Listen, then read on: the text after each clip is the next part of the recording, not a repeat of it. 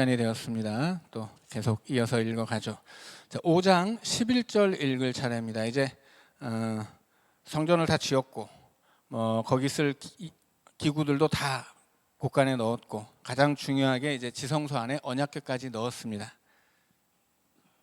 자, 그래서 어떻게 돼요? 그래서 이제 성전이 완공된 거예요. 그러자 하나님의 영광이 거기 임한 이야기가 나옵니다. 5장 11절입니다. 이때는 제사장들이 그 반열대로 하지 아니하고 스스로 정결하게 하고 성소에 있다가 나오매. 반열대로 하지 않았다는 말은 무슨 뜻이에요? 제사장이 굉장히 많아요. 레위인도 엄청나게 많습니다. 너무 많기 때문에 이 작은 성막이나 성전에서 다 같이 일할 수가 없어요. 그래서 반을 나눴죠. 24반으로. 그래서 자기 차례가 되면 그 반열의 사람들이 나와서 봉사를 하는 거예요. 그런데 여기서 지금 반열대로 하지 않았다는 건 뭐예요? 다 나왔다는 거예요. 안녕하세요. 누구는 나오고 누구는 못 나오고 이런 게 아니라 모든 제사장 레위 지파가 다 모여서 하나님 앞에 이제 그 성전 앞에 모여 있다, 그런 이야기입니다. 자, 12절입니다. 노래하는 레위 사람 아삽과 헤만과 여두둔과 그의 아들들과 형제들이 다 세마포를 입고 제단 동쪽에 서서 제금과 비파와 수금을 잡고 또 나팔 부는 제사장 120명과 함께 서 있다가 나팔 부는 자와 노래하는 자들이 일제히 소리를 내어 여호와를 찬송하며 감사하는데 나팔 불고 제금 치고 모든 악기를 울리며 소리를 높여 여호와를 찬송하여 이르되 선하시도다 그의 자비하심이 영원히 있도다 하매 그때 여호와의 전에 구름이 가득한지라. 제사장들이 그 구름으로 말미암아 능히 서서 섬기지 못하였으니 이는 여호와의 영광이 하나님의 전에 가득함이었더라. 자, 처음에 하나님이 성막을 만들게 하신 곳이 시내산이었죠. 시내산에 이스라엘 백성들이 도착했을 때 하나님은 시내산 꼭대기에 임재하셨어요. 그래서 그 꼭대기까지 누가 올라갈 수 있었냐면 모세 딱 한 사람만 올라갑니다. 그리고 그 산의 중턱까지는 누가 올라갔냐면 모세를 비롯해서 아론과 다른 백성의 지도자들이 올라갈 수 있었어요. 그리고 그 산 아래에는 누가 있어요? 백성들이 있죠. 마치 성막을 지어놓으면 지성소에는 대제사장 한 명만 들어가고 성전 뜰까지는 제사장들이 다 들어갈 수 있고 나머지 백성들은 성막 밖에까지 올 수 있는 것과 똑같아요. 그래서 시내산은 하나님이 임재하신 곳인데 그 시내산 아래에 만들어진 성막은 이동산 시내산이라고 말씀드렸어요. 하나님이 임재하신 시내산을 작게 축소해 만들어 놓은 거예요. 왜냐하면 하나님이 이제 움직여야 되니까. 그래서 이 시내산 아래에서 제일 처음 만들어진 하나님의 임재의 장소는 성전이 아니라 성막이죠. 사막에서 행진해야 되니까. 그래서 하나님이 정말 솔로몬이 만든 성전도 참 별것 아닌데 그것과도 비교할 수 없이 초라한 천막을 만들게 하고 그 천막 안에 임재하셨다는 거예요. 그러나 그 천막이 아무리 초라해도 그것은 하나님의 임재의 장소이죠. 그래서 시내산 꼭대기에 하나님의 임재 때문에 생겨났던 그 모든 구름이 어떻게 돼요? 성막 위로 모여들어요. 그래서 그 구름은 하나님의 임재의 상징이고 그 구름은 하나님의 영광, 거기 임재하신 하나님의 영광을 드러내기 때문에 감히 누구도, 모세조차도 성막에 들어갈 수 없습니다. 그래서 하나님이 그들에게 허락해 주시는 거야. 하나님이 임재의 장소 들어올 수 없는 죄인들에게 하나님이 거기로 들어올 수 있도록 허락해 주셨을 때 그들이 들어가게 되는 거죠. 그래서 그들이 만든 것은 고작 천막밖에 되지 않아요. 하지만 하나님이 그 고작 천막에 불과한 거기에 임재하시고 그곳으로 들어올 수 있도록 허락해 주심으로써 그 천막은 하나님의 성전이 되고 하나님의 지상 보좌가 되고 하늘과 이 땅을 연결하는 하나님의 임재의 장소가 되는 것입니다. 여기서도 똑같은 거예요. 그래서 그 시내산 아래 성막이 처음 만들어졌을 때 시내산 위에 있었던 구름이 다 성막 위에 머물렀던 것처럼 이제 성전이 완공되자 하나님이 그 전에 구름이 가득하게 된 거예요. 그리고 그 구름이 하나님의 영광이고 그 영광 때문에 능히 제사장들이 거기 서서 하나님을 섬기지 못했다. 거기 못 들어오는 거예요. 그 솔로몬이 건물을 만들었다고 해서 얼마나 크겠어요? 별것 아니에요. 오늘날 이 땅에 세워진 교회 건물들과 비교하면 솔로몬의 성전은 아무것도 아니에요. 그러나 그렇게 보잘것없는 건물이어도 하나님이 거기 임재하시면 감히 사람이 들어갈 수 없는 거룩한 장소가 되는 것인데 하나님이 이제 그 성전 안으로 이스라엘 백성들을 들어오게 하는 거죠. 그래서 성전을 짓는다는 것은 어떻게 보면 우리는 뭐 예를 들어서 우리가 건물을 지어요. 그리고 건축 헌금을 걷죠. 그럼 어떤 사람들은 내가 이만큼 했어 이런 얘기를 자랑 삼아 할 수 있지만 그것은 우리가 하나님 앞에 드리는 희생이나 자랑거리가 아니에요. 왜냐하면 우리가 하나님 앞에 드릴 수 있는 것은 정말 아무것도 아니거든요. 하나님이 거지라서 돈이 없어서 우리한테 돈을 받겠어요? 하나님이 어디 건물이 없어서 우리가 지은 건물에 계세요? 그런 게 아니거든요. 우리가 하나님 앞에 드릴 수 있는 건 정말 뭐 속된 말로 그냥 거지 같은 것들이에요. 이건 무엇과 같냐면 오병이어를 일으키기 위해서 바쳐졌던 물고기 2마리와 떡 5개 지나지 않습니다. 그까짓 거 아무것도 아니에요. 그것을 가지고 온 소년에게는 그게 자기 전부예요. 그러나 그것이 자신의 전부일지언정 객관적으로 놓고 봐서 그게 뭐라고, 그건 아무것도 아닌 거거든요. 그런데 예수님이 그걸 받아서 기적을 일으키시죠. 수만 명을 먹이는 기적을 일으키신단 말이에요. 나는 아무것도 아닌 것을 바치는데 예수님이 그걸 받아서 엄청난 일을 일으켜 주세요. 그러면 이걸 바친 사람이 나는 그걸 바쳐서 이렇게 자랑해야 될까요? 아니면 내가 정말 아무것도 아닌 걸 바쳤는데 이걸 정말 엄청난 일을 해주셔서 이렇게 감사해야 될까요? 감사할 수밖에 없는 거죠. 자랑할 일이 아니에요. 그 사람들이 자기가 뭘 했다고 우쭐해가지고 교만하고 자랑하고 자기를 알아주지 않았다고 흰소리를 해야 되는데 그런 것은 하나님 앞에서 용납되지 않습니다. 우리는 하나님 앞에 하나님이 내게 베풀어 주신 엄청난 은혜 때문에 감사해서 내가 가진 아무것도 아닌 것을 바칠 뿐이에요. 그걸 바쳤다고 자랑하는 순간에 어떻게 되는 거예요? 차라리 바치지 않은 게 나은 게 되는 거죠. 그래서 솔로몬이 지금 건물을 지어서 하나님께 바쳤지만 그렇다고 이것이 그의 자랑거리가 아니다라고 하는 거예요. 이것은 뭐예요? 그의 감사의 주제가 되는 거예요. 왜냐하면 하나님이 그 보잘것없는 건물에 임재해 주시기 때문이죠. 그리고 그곳에 임재하신 하나님이 그 건물을 통해 예배를 받으시고 그 예배를 통해 하나님 백성들을 만나 주시고 그 예배를 통해 하나님의 은혜가 그 성전의 고일뿐만이 아니라 성전을 넘어서 그 약속의 땅에 흘러가게 되기 때문이에요.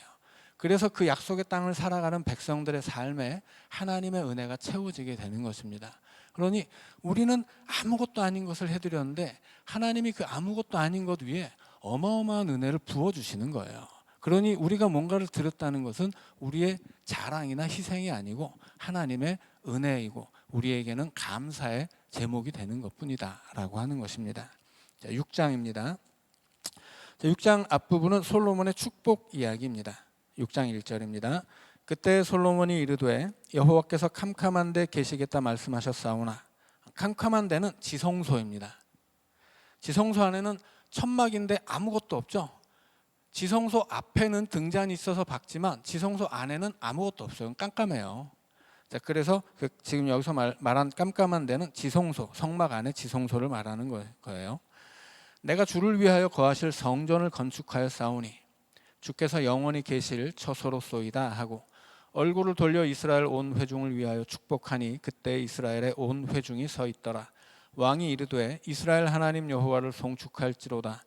여호와께서 그의 입으로 내 아버지 다윗에게 말씀하신 것을 이제 그의 손으로 이루셨도다. 이르시기를 내가 내 백성을 애굽 땅에서 인도하여 낸 날부터 내 이름을 둘 만한 집을 건축하기 위하여 이스라엘 모든 지파 가운데서 아무 성읍도 택하지 아니하였으며 내 백성 이스라엘의 주권자가 될 사람을 아무도 택하지 아니하였더니 예루살렘을 택하여 내 이름을 거기 두고 또 다윗을 택하여 내 백성 이스라엘을 다스리게 하였노라 하신지라.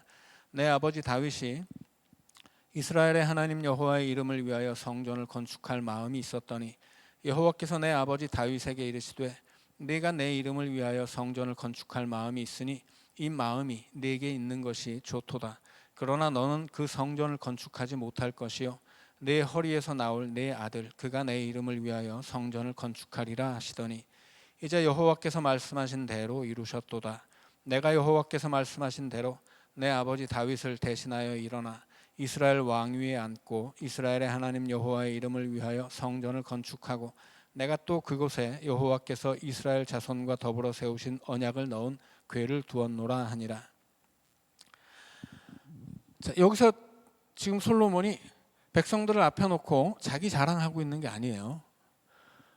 다윗이 이스라엘 역사에서 가장 위대했던 다윗도 하나님 앞에 성전을 지어드리지 못했어요.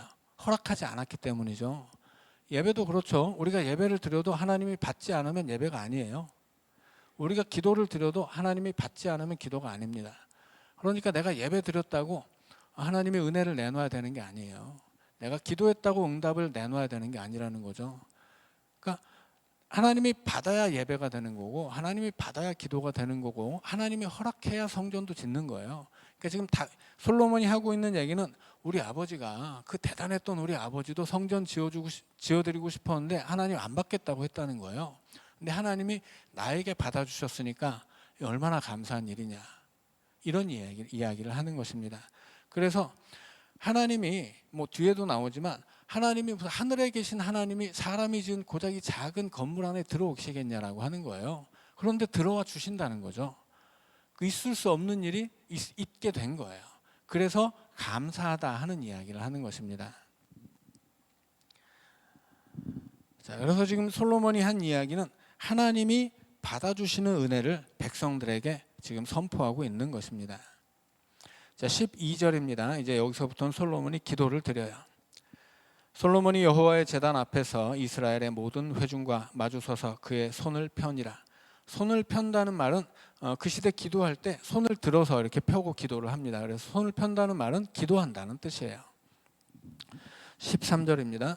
솔로몬이 일찍이 노수로 대를 만들었으니 길이가 5규빗이요 너비가 5규빗이요 높이가 3규빗이라 뜰 가운데 두었더니 그가 그 위에 서서 이스라엘의 모든 회중 앞에서 무릎을 꿇고 하늘을 향하여 손을 펴고. 여기서 솔로몬이 성전 마당에다가 노수로 대를 만들었어요. 왜 대를 만들었냐면 거기 서서 백성들을 축복하고 기도하기 위해서예요. 그러나 이것은 원래 성전에 있는 제단이 아니고 일회용, 지금 성전 낙성식, 봉헌식을 하는 과정이거든요. 그래서 성전 봉헌을 위해서 만든 일회용 단이에요. 그래서 거기서 이제 백성들을 축복하고 기도한 다음에는 치워버려요. 그리고 그 자리에 제단을 놓습니다. 자, 14절입니다. 이르되 이스라엘의 하나님 여호와여, 천지에 주와 같은 신이 없나이다. 주께서는 온 마음으로 주의 앞에서 행하는 주의 종들에게 언약을 지키시고 은혜를 베푸시나이다. 주께서 주의 종 내 아버지 다윗에게 허락하신 말씀을 지키시되 주의 입으로 말씀하신 것을 손으로 이루심이 오늘과 같으니이다. 이스라엘의 하나님 여호와여, 주께서 주의 종 내 아버지 다윗에게 말씀하시기를 네 자손이 그들의 행위를 삼가서 내가 내 앞에서 행한 것 같이 내 율법대로 행하기만 하면 내게로부터 나서 이스라엘 왕위에 앉을 사람이 내 앞에서 끊어지지 아니하리라 하셨사오니 이제 다윗을 위하여 그 허락하신 말씀을 지키시옵소서. 그런즉 이스라엘 하나님 여호와여, 원하건대 주는 주의 종 다윗에게 하신 말씀이 확실하게 하옵소서. 자, 여기서 솔로몬의 기도에서 하나님은 어떤 분이세요? 하나님은 약속하신 대로 이루어 주시는 분이세요. 자, 그런데 하나님의 약속이라는 건 뭐예요? 결국 이 약속의 땅에 살고 있는 하나님 백성들의 풍요로운 은혜의 삶이에요. 그런데 그 약속을 하나님은 지키세요. 근데 누가 지키지 않아요? 백성들이 지키지 않는 거예요. 그래서 여기 조건이 나오죠. 어떤 조건이에요? 내가 내 앞에서 행한 것 같이 내 율법대로 행하기만 하면, 이게 조건이에요. 그러니까 말씀드린 것처럼 성전만 세워서도 안 되고 예배만 드려서도 안 돼요. 성전에서 예배 드리는 사람들이 하나님의 말씀대로 살아야 되는 거예요. 그런데 하나님 백성들은 그렇게 살지 못하고 어떻게 돼요? 그 땅에서 쫓겨나거든요. 그래서 지금 솔로몬의 기도는 역대기를 쓴 사람들에게 굉장히 과거의 기도이지만 자기들의 현재를 비추어 주고 있는 기도예요. 지금 자기들이 짓고 있는 이 성전에서 우리가 어떤 예배를 드려야 하는가, 이 성전에서 예배 드리는 사람들이 이 땅에서 어떻게 살아야 하는가, 그 얘기를 지금 솔로몬의 기도를 통해서 다시 되새기고 있는 것입니다. 자, 18절입니다. 하나님이 참으로 사람과 함께 땅에 계시리이까 보소서, 하늘과 하늘들의 하늘이라도 주를 용납하지 못하겠거든 하물며 내가 건축한 이 성전이 오리이까. 그러나 나의 하나님 여호와여, 주의 종의 기도와 간구를 돌아보시며 주의 종이 주 앞에서 부르짖는 것과 비는 기도를 들으시옵소서.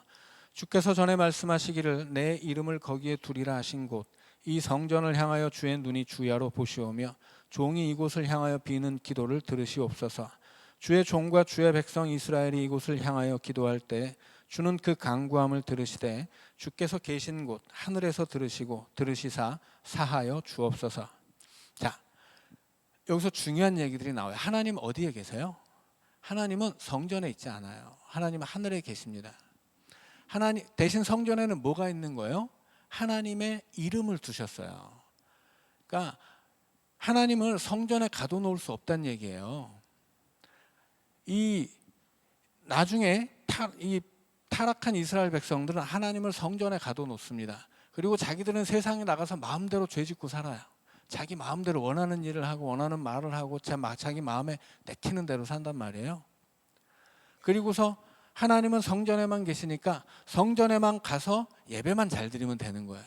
그럼 성전에만 있는 하나님은 거기서 예배만 잘 드리는 사람들에게 복을 내려주신다 이렇게 믿었던 거예요. 마치 하나님을 자판기로 생각한 거죠. 동전 넣으면 커피가 나오는 것처럼 예배를 넣으면 복이 나온다고 생각했던 거예요.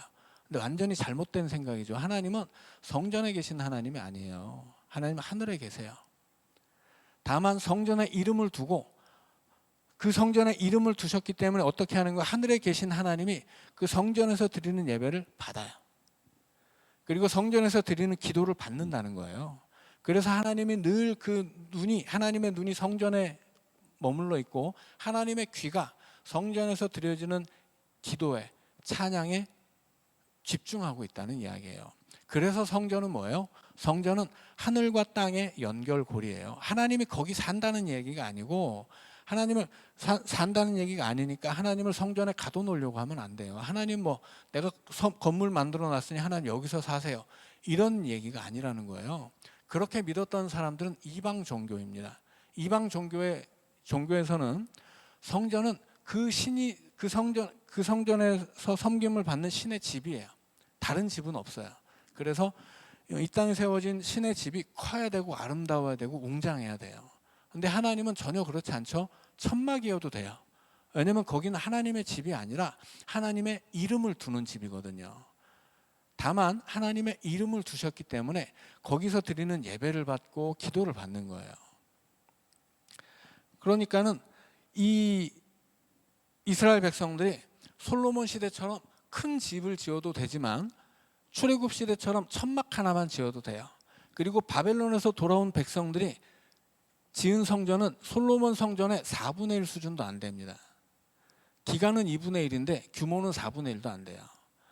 그럼에도 불구하고 그곳은 그 건물의 좋고 나쁨과는 상관없이 하나님의 이름이 있는 곳인 거예요. 그래서 그 성전을 지어 놓으면 하나님이 거기다 자기 이름을 두고 거기서 드리는 기도를 듣는다라고 하는 거죠. 지금 그 얘기를 바벨론에서 포로로 잡혀갔다가 고향으로 돌아와서 정말 척박한 환경에서 성전을 짓고 있는 사람들에게 해주는 이야기예요. 너희들 성전을 지어야 돼. 그러면 이 성전에서 우리가 예배 드릴 수 있고 이 성전에서 우리가 기도하면 하나님 들어주실 거야. 이 얘기를 하고 있는 것입니다. 그러니까 지금 이 책이 그냥 이 문장에 사로잡히면 안 되는 것이고 지금 이게 무슨 얘기를 하고 있는지를 알아야 된다는 거예요. 자, 22절입니다. 그래서 이 성전을 통해서 어떤 역사가 일어나는지를 지금 솔로몬의 기도를 통해서 계속 알려주고 있는 거예요. 22절입니다. 만일 어떤 사람이 그의 이웃에게 범죄함으로 맹세시킴을 받고 그가 와서 이 성전에 있는 주의 제단 앞에서 맹세하거든 주는 하늘에서 들으시고 행하시되 주의 종들을 심판하사 악한 자의 죄를 정하여 그의 행위대로 그의 머리에 돌리시고 공의로운 자를 의롭다 하사 그 의로운 대로 갚으시옵소서. 만일 주의 백성이 이스라엘이 주께 범죄하여 적국 앞에 패하게 되므로 주의 이름을 인정하고 주께로 돌아와서 이 성전에서 주께 빌며 간구하거든 주는 하늘에서 들으시고 주의 백성이 이스라엘의 죄를 사하시고 그들과 그들의 조상들에게 주신 땅으로 돌아오게 하옵소서. 지금 솔로몬이 이스라엘이 가장 강력했던 시대를 살았던 솔로몬이 지금 무슨 얘기를 하고 있어요? 이스라엘이 패배하고 적국에게 잡혀갔다가 돌아오는 얘기를 하고 있죠. 이게 무슨 얘기예요? 솔로몬의 이야기, 솔로몬 시대의 이야기가 아니라 바벨론에서 포로로 잡혀갔다 돌아온 그 귀환했던 이스라엘 백성들의 이야기라는 거예요. 26절입니다. 만일 그들이 주께 범죄함으로 말미암아 하늘이 닫히고 비가 내리지 않는 주의 벌을 받을 때 이곳을 향하여 빌며 주의 이름을 인정하고 그들의 죄에서 떠나거든 주께서는 하늘에서 들으사 주의 종들과 주의 백성 이스라엘의 죄를 사하시고 그 마땅히 행할 선한 길을 가르쳐 주시오며 주의 백성에게 기업으로 주신 주의 땅에 비를 내리시옵소서. 자, 그래서 이 성전을 통해 어떤 역사가 일어날 것이냐, 이게 지금 계속 솔로몬의 기도를 통해서 이런 일이 일어날 거야, 이런 이야기를 하고 있습니다. 28절입니다. 만일 이 땅에 기근이나 전염병이 있거나 곡식이 시들거나 깐부기가 나거나 메뚜기나 황충이 나거나 적국이 와서 성읍들을 에워싸거나 무슨 재앙이나 무슨 질병이 있거나를 막론하고 한 사람이나 혹 주의 온 백성 이스라엘이 다 각각 자기의 마음에 재앙과 고통을 깨닫고 이 성전을 향하여 손을 펴고 무슨 기도나 무슨 간구를 하거든 주는 계신 곳 하늘에서 들으시며 사유하시되 각 사람의 마음을 아시오니 그의 모든 행위대로 갚으시옵소서. 주만 홀로 사람의 마음을 아심이니이다. 그리하시면 그들이 주께서 우리 조상들에게 주신 땅에서 사는 동안에 항상 주를 경외하며 주의 길로 걸어가리이다. 주의 백성 이스라엘에 속하지 않은 이방인에게 대하여도 그들이 주의 큰 이름과 능한 손과 펴신 팔을 위하여 먼 지방에서 와서 이 성전을 향하여 기도하거든 주는 계신 곳 하늘에서 들으시고 모든 이방인이 주께 부르짖는 대로 이루사 땅의 만민이 주의 이름을 알고 주의 백성 이스라엘처럼 경외하게 하시오며 또 내가 건축한 이 성전을 주의 이름으로 일컫는 줄을 알게 하옵소서. 이 성전에서 이스라엘만 기도하는 게 아니라는 거죠. 이방인들도 기도하는 거예요. 그러면 이스라엘 백성들이 세운 성전에서 이방인도 하나님의 은혜를 받게 된다, 그런 얘기를 하는 거죠. 그때 이스라엘은 어떤 역할이에요? 열방을 위한 제사장 나라가 되는 것입니다. 그게 시내산 앞에서 하나님이 이스라엘에게 약속해 주셨던 그 민족의 사명이에요. 34절입니다. 주의 백성이 그 적국과 더불어 싸우고자 하여 주께서 보내신 길로 나아갈 때 그들이 주께서 택하신 이 성과 내가 주의 이름을 위하여 건축한 성전 있는 쪽을 향하여 주께 기도하거든 주는 하늘에서 그들의 기도와 간구를 들으시고 그들의 일을 돌보시옵소서. 주께 범죄하지 아니하는 사람이 없사오니 그들이 주께 범죄함으로 주께서 그들에게 진노하사 그들을 적국에게 넘기심에 적국이 그들을 사로잡아 땅의 원근을 막론하고 끌고 간 후에 그들이 사로잡혀간 땅에서 스스로 깨닫고 그들을 사로잡은 자들의 땅에서 돌이켜 주께 간구하기를 우리가 범죄하여 패역을 행하며 악을 행하였나이다 하며 자기들을 사로잡아간 적국의 땅에서 온 마음과 온 뜻으로 주께 돌아와서 주께서 그들의 조상들에게 주신 땅과 주께서 택하신 성과 내가 주의 이름을 위하여 건축한 성전 있는 쪽을 향하여 기도하거든 주는 계신 곳 하늘에서 그들의 기도와 간구를 들으시고 그들의 일을 돌보시오며 주께 범죄한 주의 백성들을 용서하옵소서. 자, 여기까지 무슨 얘기를 하고 있어요? 솔로몬이 지금 이스라엘의 가장 강력한 시대이지만 솔로몬은 나중에 이스라엘이 완전히 멸망하고 바벨론에 잡혀간 포로들을 위해서 기도하고 있는 거죠. 전쟁이 났을 때 이 성전에 와서 기도하지 않아도 좋다는 거예요. 성전을 향해서만 기도해도 받아주세요, 이 얘기를 하는 거죠. 그 얘기는 어디로 이어져요? 바벨론 땅까지 이어집니다. 바벨론 땅에 잡혀갔지만 그 땅에 성전이 없거든요. 그래서 어떻게 돼요? 성전이 있는 고향을 향해서 기도해요. 다니엘이 그랬죠. 고향 땅이 있는 하나님의 성전이 있는 고향 땅을 향해 창문을 열고 기도한단 말이에요. 어떻게 했어요? 하나님이 받아주세요. 성전에 오지 않아도 좋아요. 성전이 있는 그곳을 향해서만 기도해도 하나님 들어주세요. 그리고 그렇게 우리 백성이 하나님을 버리고 그렇게 적국에게 끌려갔을 때 그 땅에서 하나님 성전이 있는 이곳을 향해 기도하거든 들어주세요. 그 얘기를 하고 있는 거예요. 자, 그래서 지금 솔로몬의 기도는 솔로몬만의 기도가 아니라 이 솔로몬이 세운 성전을 기억하고 다시 성전을 세우는 이스라엘 백성들, 그 후대 이스라엘 백성들의 기도다라고 하는 것입니다. 40절입니다. 나의 하나님이여 이제 이곳에서 하는 기도에 눈을 드시고 귀를 기울이소서. 여호와 하나님이여 일어나 들어가사 주의 능력의 궤와 함께 주의 평안한 처소에 계시옵소서. 여호와 하나님이여 원하옵건대 주의 제사장들에게 구원을 입게 하시고 또 주의 성도들에게 은혜를 기뻐하게 하옵소서. 여호와 하나님이여, 주의 기름 부음 받은 자에게서 얼굴을 돌리지 마시옵고 주의 종 다윗에게 베푸신 은총을 기억하옵소서 하였더라. 마지막 기도의 주제가 뭐예요? 다윗에게 베푸신 은총. 다윗에게 무슨 은총을 베푸셨을까요? 다윗 언약을 이야기하는 것입니다. 다윗에게 언약을 주셨죠? 무슨 언약이에요? 너의 왕위가 영원하리라. 그러나 그것은 다윗의 이야기도 아니고 다윗 집안의 이야기도 아니죠. 다윗의 왕조는 망해버렸거든요. 그러나 하나님은 약속을 해주셨어요. 그 약속대로 다윗의 왕가는 망했지만 어떻게 돼요? 그 왕가의 자손들이 살아남아서 바벨론까지 가고 또 돌아오죠. 그리고 다윗의 왕위는 그 혈통을 통해 이어지는 것이 아니라 마지막에 어디로 이어져요? 이 땅에 다윗 같은 왕으로 오실 메시아 소망으로 이어지는 거예요. 그래서 다윗 언약은 다윗에게 주실 그 영원한 왕권의 언약인데, 그 영원한 왕권의 언약은 다윗의 혈통을 통해 이루어지는 것이 아니라 다윗의 족보를 통해 이 땅에 오실 메시아를 통해 이루어지는 거예요. 그래서 구약의 마지막 소망은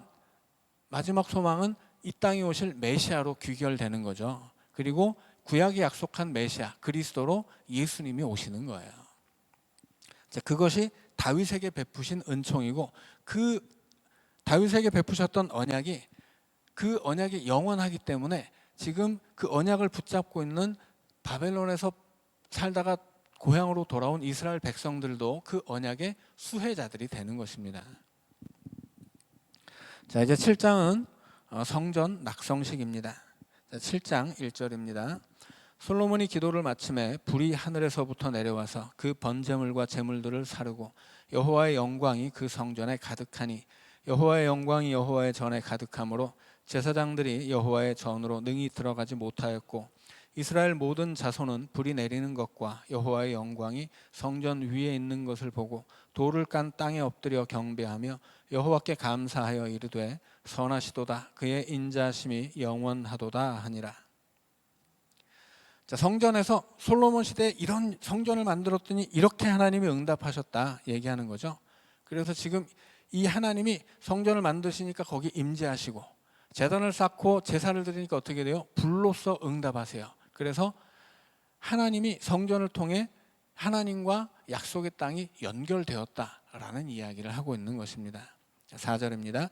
이에 왕과 모든 백성이 여호와 앞에 제사를 드리니 솔로몬 왕이 드린 제물이 소가 2만 2천 마리요 양이 12만 마리라.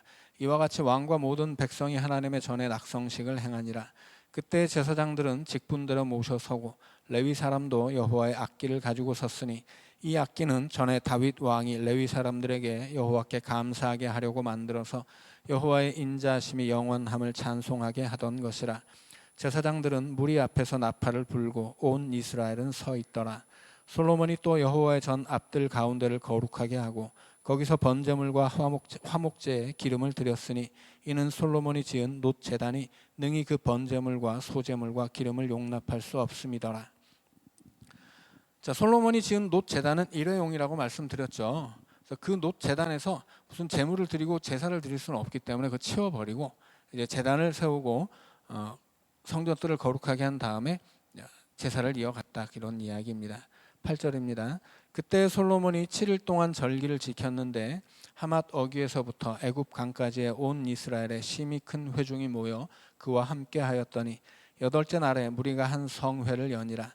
제단의 낙성식을 7일 동안 행한 후 이 절기를 7일 동안 지키니라. 일곱째 달 제23일에 왕이 백성을 그들의 장막으로 돌려보내매 백성이 여호와께서 다윗과 솔로몬과 그의 백성 이스라엘에게 베푸신 은혜로 말미암아 기뻐하며 마음에 즐거워하였더라. 자, 지금 7일 동안 절기를 2번 지켜요. 첫 번째 절기는 초막절입니다. 추수를 마치고 지키는 거예요. 지금 7월이라고 하죠.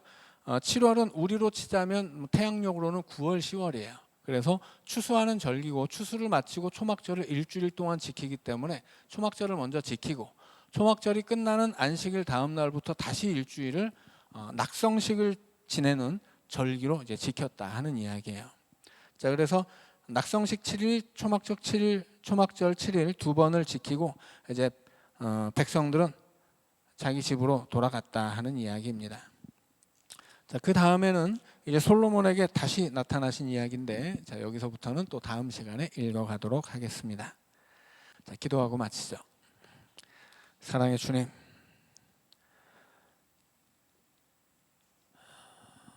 우리가 예배하는 이곳에 언제나 하나님 함께하여 주옵시고, 우리가 예배할 때마다 거룩한 모습으로 살아가는 예배를 드리는 것처럼 또 우리가 삶의 자리에서도 예배하던 그 모습 그대로, 예배하던 마음 그대로 살게 하여 주옵소서. 그래서 우리의 삶이 하나님을 섬기는 예배의 자리가 되게 하시고 하나님이 기뻐하시는 찬양이 되게 하여 주옵소서. 주님의 말씀을 배웠으니 또 그 말씀 우리 마음에 깊이 새겨주시고 그 말씀을 쫓아 살아가는 주의 백성으로 살게 하여 주옵소서. 예수님 이름으로 감사하며 기도하옵나이다. 아멘.